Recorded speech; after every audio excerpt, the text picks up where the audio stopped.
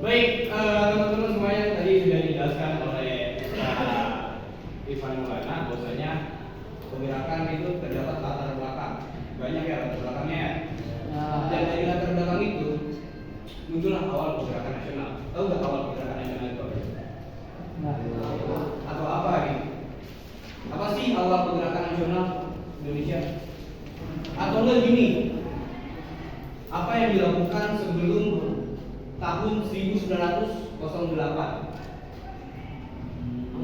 Malah menggunakan pakai apa? Menggunakan pakai kekuatan lawan Belanda. Ya, dari daerah-daerah. Perang apanya?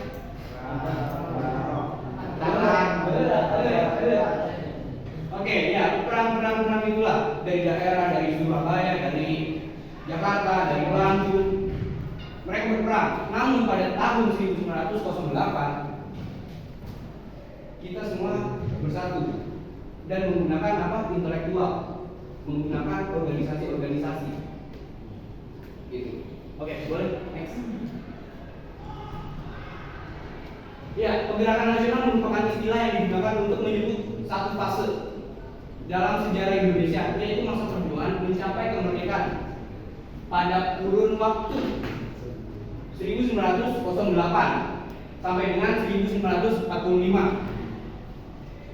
Dari yang tadinya sebelum 1908 menggunakan senjata, menggunakan militer, namun setelah itu sampai dengan kemerdekaan, tahun berapa kemerdekaan? 1945, menggunakan hubungan diplomatik, menggunakan pakai otak sekarang, nggak bisa pakai senjata. Kenapa? Kita udah pakai senjata dari sebelum 1908, tapi apa hasilnya? Gagal, kalah, ya kan? Tapi ketika kita menggunakan otak, hubungan diplomasi, kita bisa merdeka pada tahun 1945. Dan pergerakan ini bertujuan untuk membendung hasrat kaum kolonial yang ingin menanamkan kembali kekuasaannya di Indonesia. Dan kemudian hadirnya organisasi pergerakan nasional merupakan refleksi dari rasa ketidakpuasan dan ketidaksetujuan terhadap keadaan masyarakat yang sangat memprihatinkan. Jadi dari latar belakang yang tadi kita mengetahui bahwasanya munculnya organisasi ini atau munculnya pergerakan nasional ini itu dilatar belakangi oleh apa? Pendidikan, munculnya kaum terpelajar. Yang kedua, kalau misalnya dijajah, kalian menderita tidak?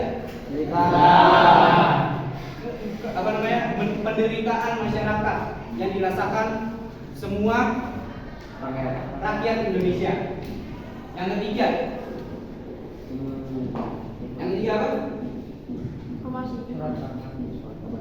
Informasi dari surat kabar bahwasanya VOC itu telah bangkrut atau Jepang telah kalah, gitu. Itu informasi dari surat kabar. Boleh di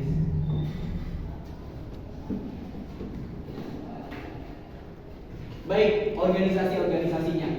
Jadi nanti di sini saya akan menjelaskan organisasi-organisasi yang mana polanya itu berbeda-beda.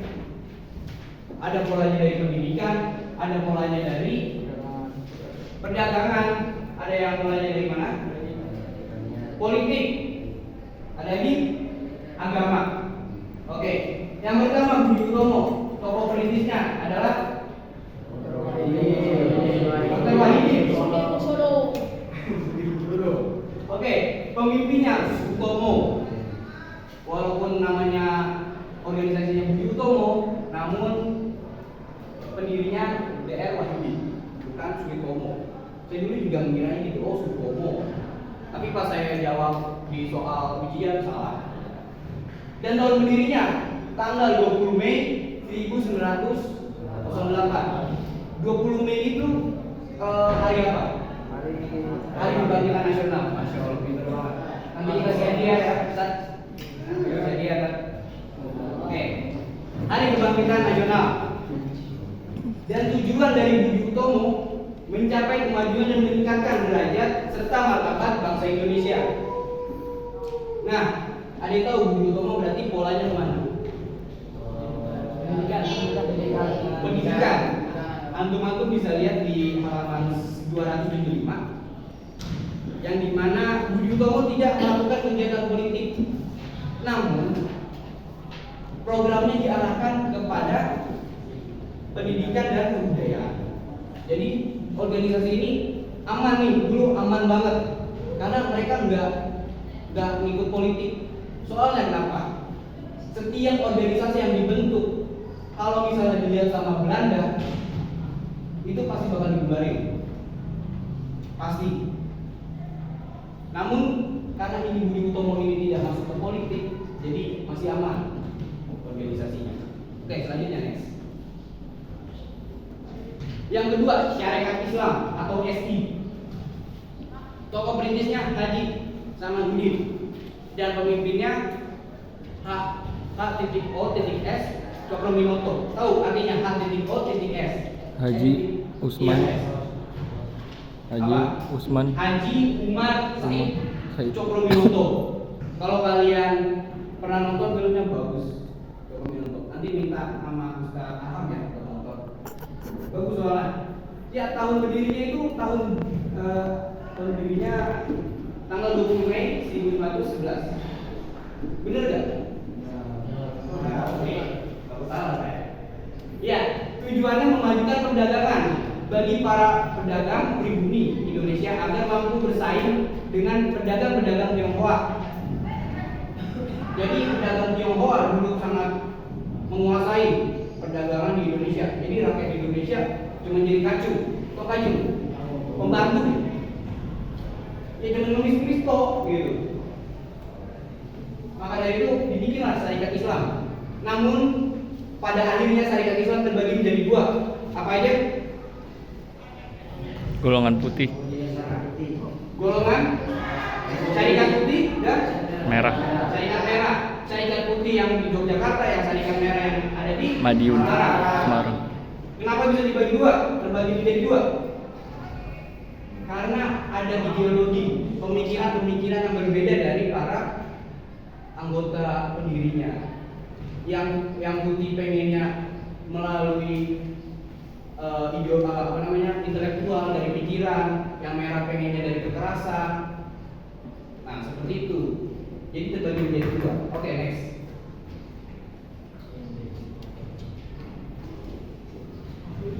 Ini parts. Ada yang tahu nggak bacanya gimana?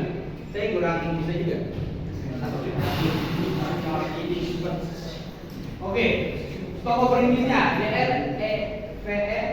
Does Dekker. Ya itu nggak tahu deh itu artinya apa ya. Oke, dan R.F. Suwardi Suryaningrat atau King Hajar Dewantoro. Dan selanjutnya Cipto Mangunkusumo. Nah ini merupakan 3 serangkai. Siapa aja yang pertama? Dekker. Yang kedua? Yang jadi Dewantara. Yang ketiga? Mangunkusumo. Oke, Cipto Mangunkusumo.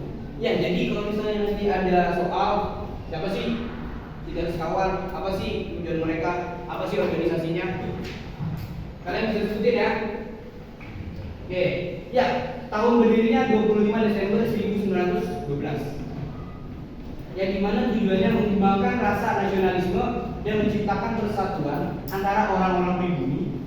Yang kedua, mempersiapkan kehidupan rakyat yang merdeka. Dari sini kalian ketahui nggak bahwasanya polanya politik. Sampai pada akhirnya diketahui oleh Belanda, oh organisasi ini nih bahaya nih buat kita. Makanya tahun berapa gitu organisasi ini dihilangkan atau dibubarkan. Next. Yang terakhir, organisasi Muhammadiyah. Tokoh perintisnya siapa? Tahun berdirinya?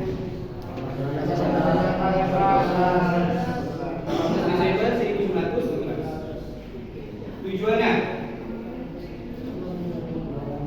untuk memberikan